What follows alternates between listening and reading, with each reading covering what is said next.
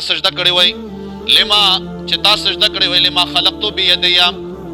هغه چاته چې ما پیدا کړو په خپل لاس باندې استكبرت تا تکبر وکړو ام كنت من العالين یا توید متکبرین نام قال اولد انا خير منه زبهتر يم دنا خلقتني من نار زد د اور نه پیدا کړم وخلقته من طين او د خټې نه پیدا کړم زد د اور نه پیدا کړم او د خټې نه پیدا کړم زتر نه بهتر شم علماء لیکي چې نه د اور نه په جوړېدو باندې یو مخلوق چې دی هغه نشي بهتر کېدی خټه ډېره خو د اور نه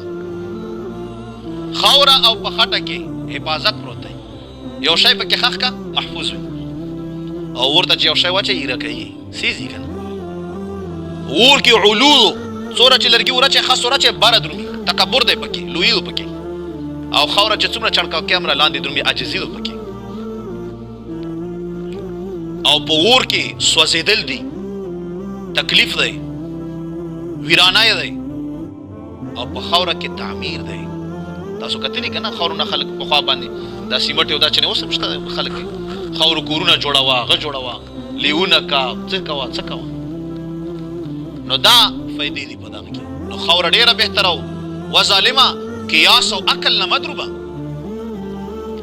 مدروبه دی الله پاک د احکاره حکم تسلیم کا ځان ورته سلندر کا ظالمه ویلی تبای طرف ته رواني نو حسن او قتاده رحمت الله تعالی علیهما دا ډېر ښه مفسرین دي د دغه امت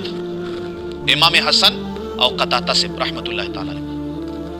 دوی لیکلي چې دا شیطان دغه سي اولاد کیږي مخکې یو خبره پکړه خو سم د وضاحت په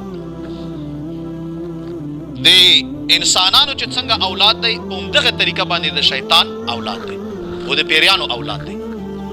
خدا شیطانان څو قسمونه لري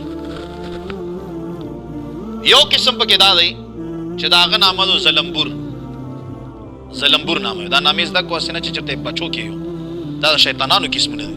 او کچا پیخي وي بای چې دا نوم ته میټاو کی شته نورن دي کې د شیوانی مپ کې خلک پیخي زلمبور چې د سره جانډوي او په دې بازار کې ګرځي په دې خلکو باندې دروغو قسمونه او دا خیانتونه او دا ناپ تول کې کمای زیاتای او په دې بازار کې چې څه کېږي بس دی کی زلمبور دویم نمبر چې صبر سره صبر یو سواد سره صبر دا بل شي صبر ای صبر کار دا دی چې خلکو ته مصیبتونه جوړي تکلیفونه جوړي جګړې فسادونه خیانتار